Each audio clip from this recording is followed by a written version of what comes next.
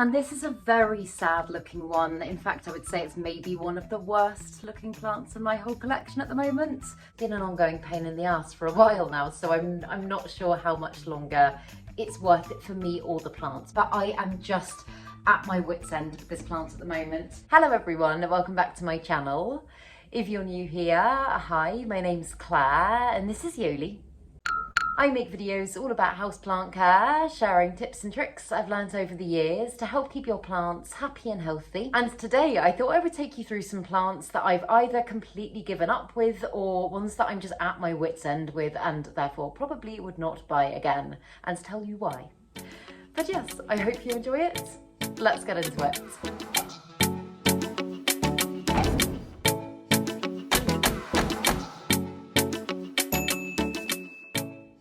So the first one is one that I have spoken about quite a lot recently, and I am just so confused and I don't understand this plant and I just don't get it.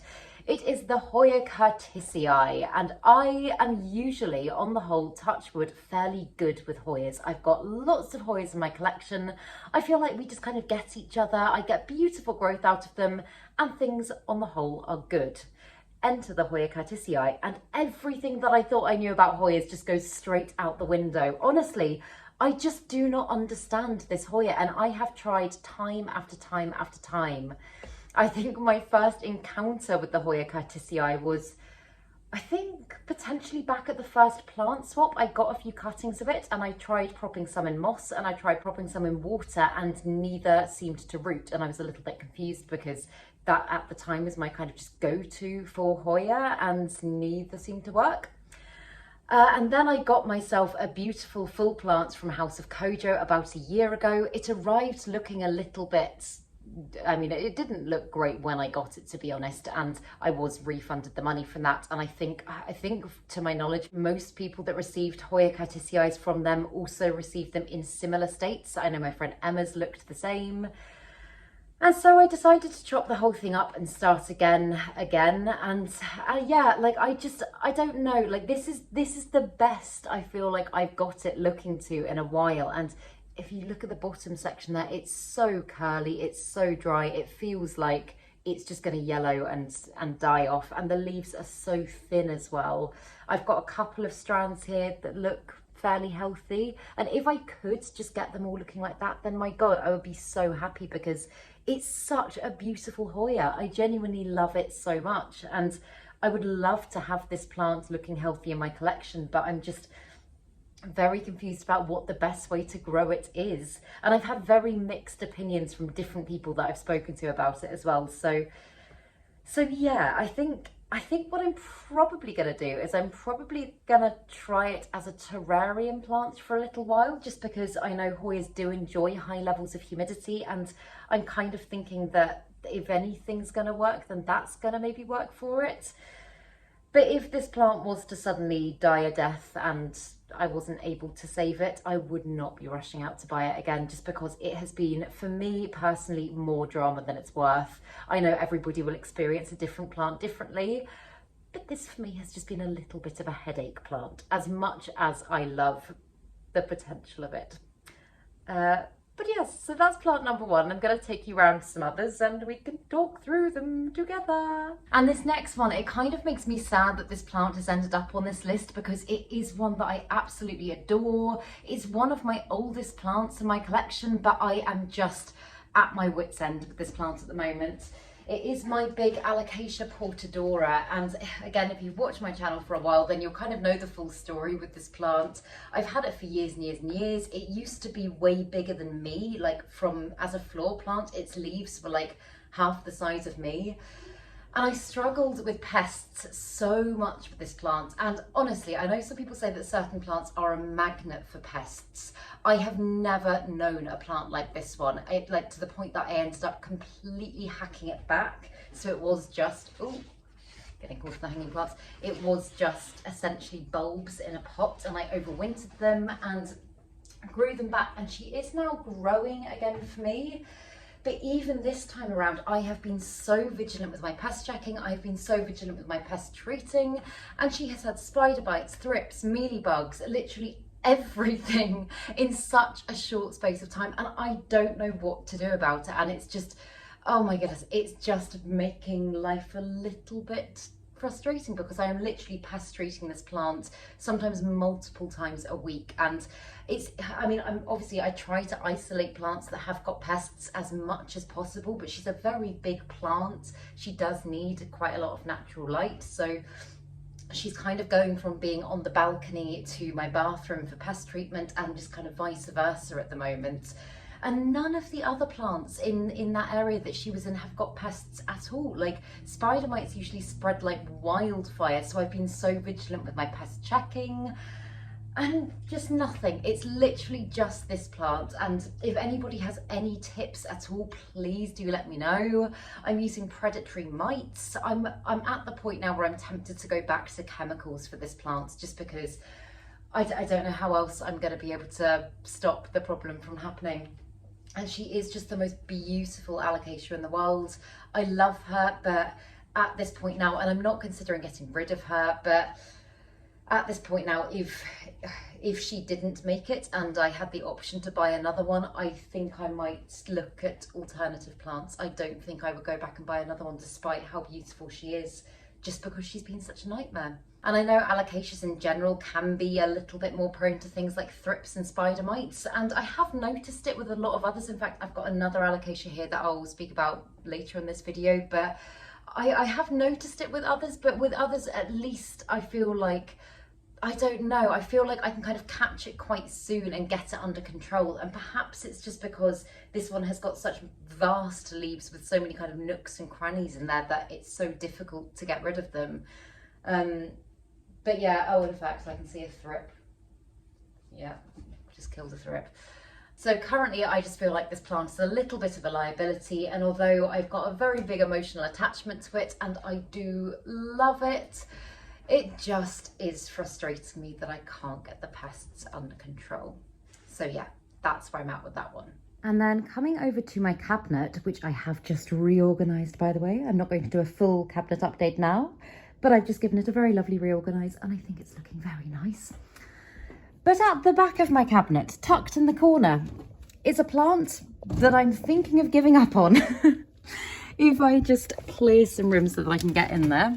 I've spoken about this one before, but this is my Philodendron Soderoy Aff, and this was at one point a really beautiful big plant. It completely filled the trough plant that I had it in, and it was bringing me a lot of joy, but it is another one that is just so incredibly susceptible to pests, to the point that I don't think there's ever been a time in my care where it hasn't had anything. I don't know if you saw just at the back that I've got spider mite and thrip sachets just tucked in the back surrounding this plant, just in the event that something does strike again, because I would not be surprised.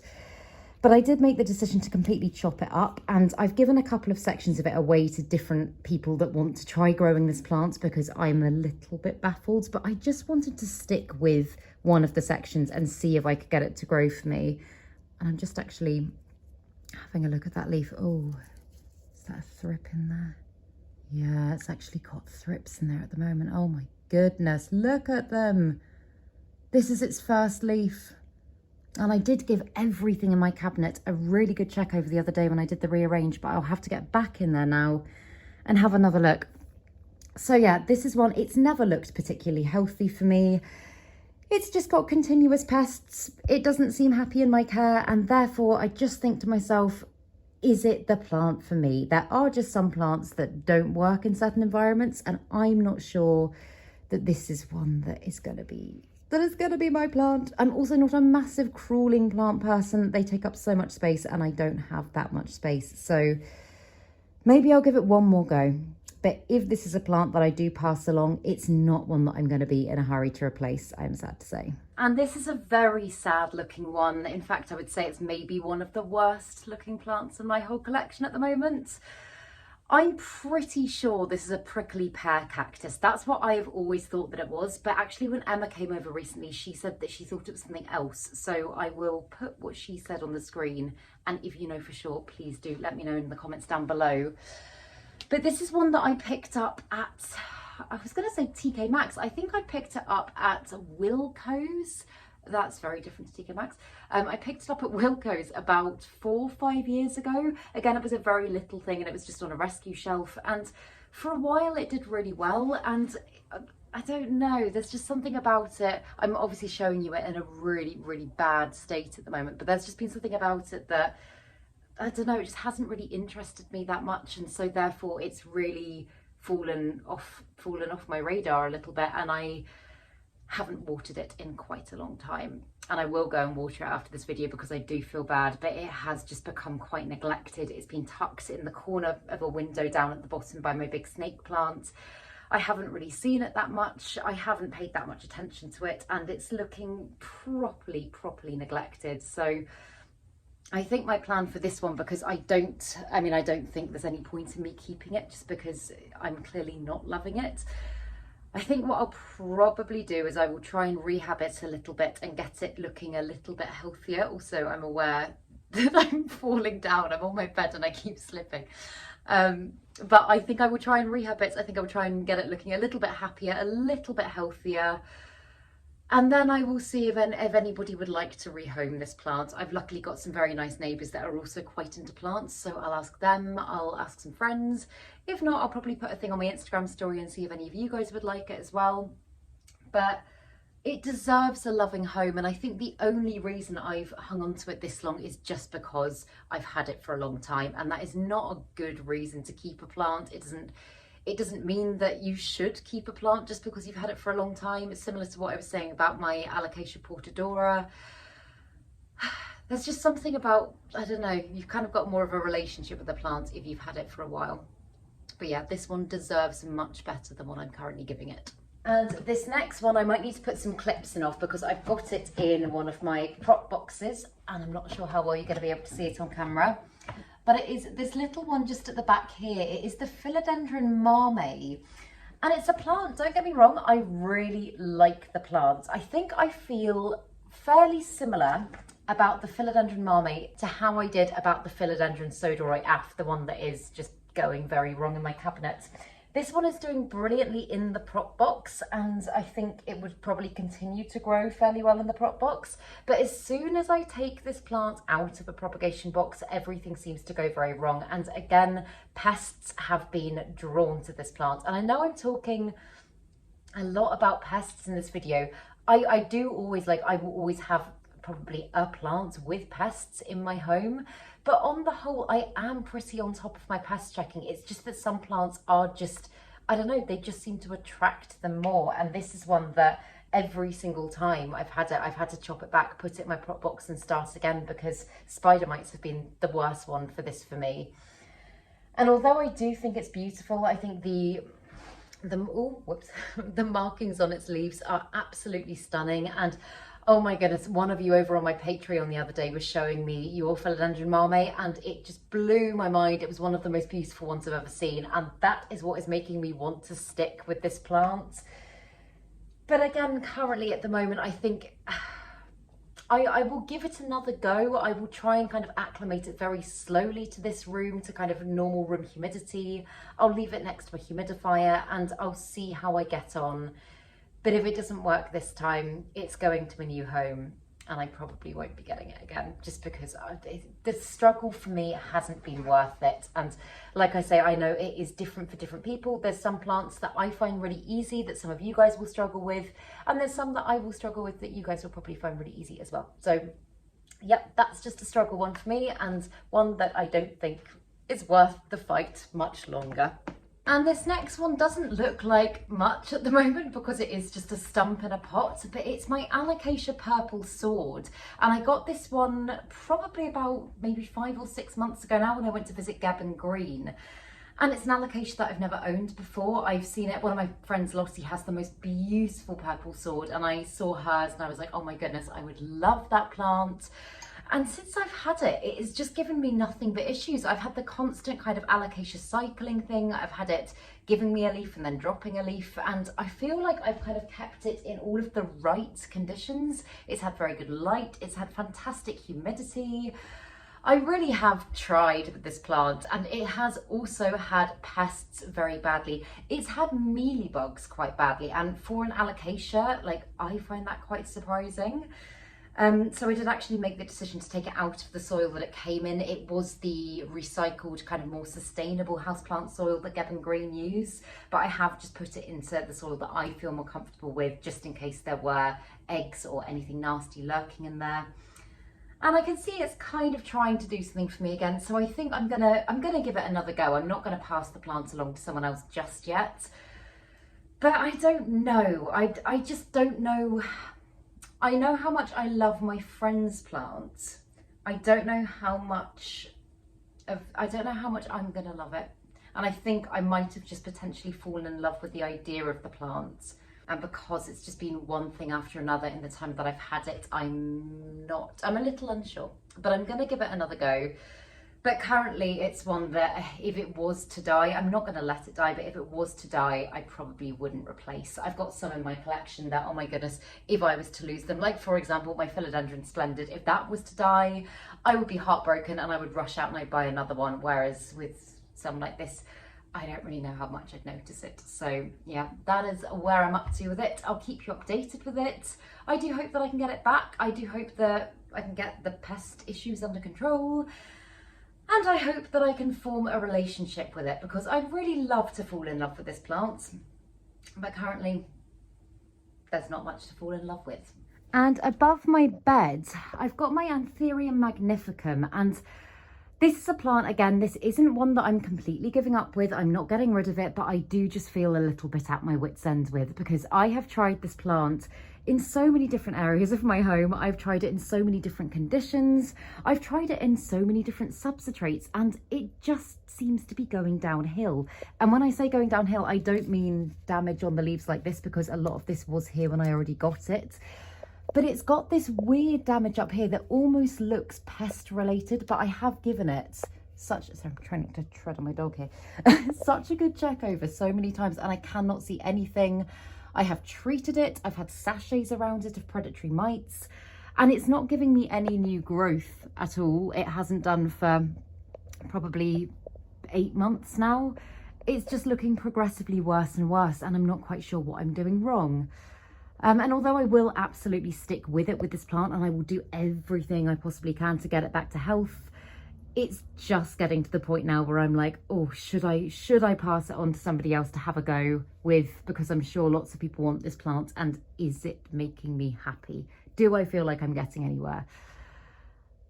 So yeah, that's the brutally honest opinion with that plant at the moment. I love it when it's healthy, it's beautiful. I'm just a little bit baffled, and when plants start doing things and you can't work them out, it could just be a little bit frustrating sometimes. I'm usually quite good at trying different things and getting to the bottom of things, and I just don't know what it is with this plant. So if you've got any tips or advice or anything like that, please do let me know down in the comments below. I'd be super grateful.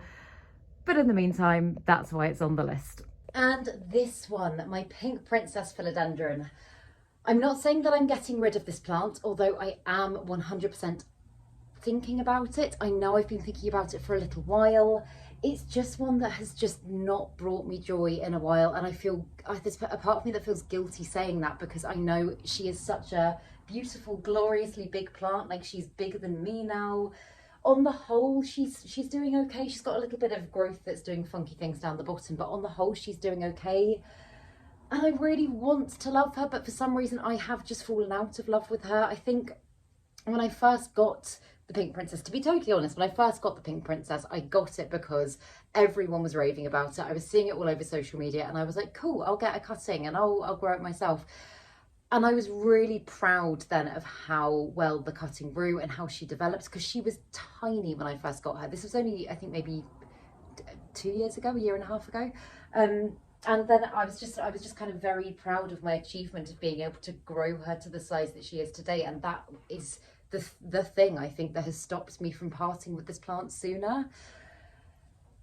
So yeah, I'm really back and forth on this one. I think she would bring somebody else much more joy than she's bringing me. I look at her and I think, oh, well, maybe if I could get her climbing all up the wall, then maybe I would love her more. And maybe I would, but is that a reason to keep her? I don't know. So yeah, I just know that if this was a plant that was to go downhill, or I don't know, if I just was to not own this plant anymore, it isn't a cutting that I would go in search of to try and grow again, because I'm just not that fussed about the Pink Princess on the whole. And I feel bad saying that, but yeah, this is one that I'm still figuring out what to do with. But who knows, maybe I'll fall in love with her again, maybe I will. But at the moment, I just don't see that happening. And this is a genus of plants that I have officially given up with. I'm not saying I will never, ever, ever try again, but for the time being, I have no desire to add any more to my collection, and it is caladiums. I spoke about this a little while ago when I made a video of plants that I was getting rid of, and I said that I wasn't wanting to bring any more caladiums into my collection. And then I did a rescue box, a Grow Tropicals rescue box, and I was sent the most beautiful caladium. It was absolutely stunning. And I just thought to myself, okay, maybe it's a sign, I will try again. And it didn't do badly, it did okay, but it just, I can't explain it. It just wasn't giving me joy to grow. So I've ended up literally in the last few days, I've chopped it back and I've given the bulbs to one of my friends. So I'm sure it's going to bring her a lot more joy than it's been bringing me. But I don't know what it is about them. I used to be caladium crazy and I used to absolutely love them. But nowadays, they're just a plant that doesn't excite me. And I know everybody's got their own personal preferences, but I kind of want to fall in love with caladiums again, but I feel like because I've just tried another one, a really beautiful one again, and it hasn't ticked boxes for me, then it's just probably not the right time for caladiums for the time being. Does anybody else have that with plants? I don't know if it's because they're annuals. Like, I know they do die back at certain times of year. You can keep them going all the year round if you create the right conditions, but I don't know if that's the reason. I just can't put my finger on it. I'm just not loving them, and yeah, will not be intentionally bringing any into my collection for the foreseeable future.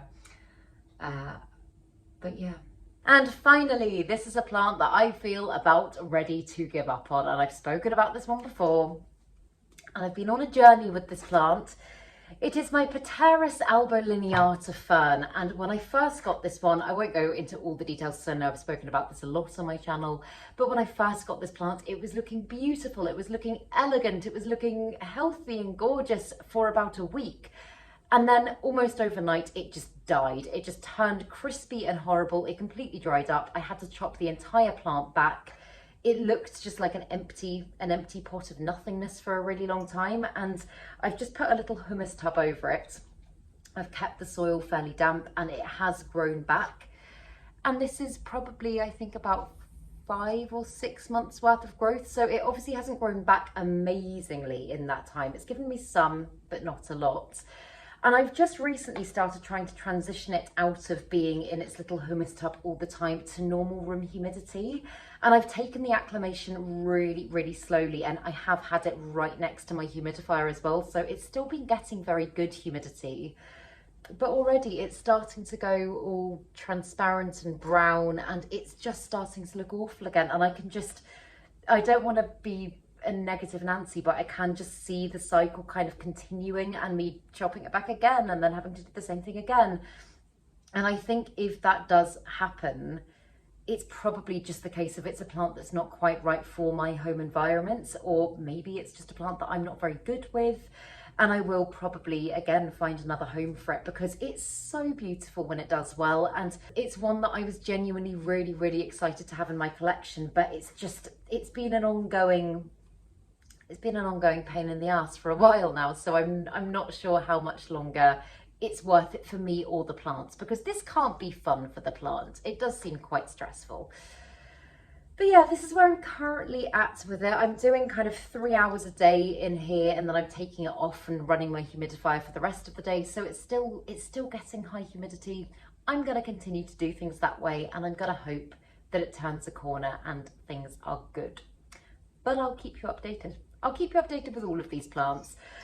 And do let me know in the comments any plants that you're struggling with at the moment, any that just have stopped bringing you joy, plants that are just getting on your nerves a bit. Comment them down below. We can have a vent, because I think it's good to talk about this stuff sometimes. I spend so much of the time talking about plants that I love and my top favourite plants of the month. And I have often got plants as well that are just not sitting quite right with me. So it feels good to talk about it. But yes, I really hope that you enjoyed this video, and if you did, please make sure to give it a thumbs up, subscribe to my channel, have a lovely day, and I will see you in the next video.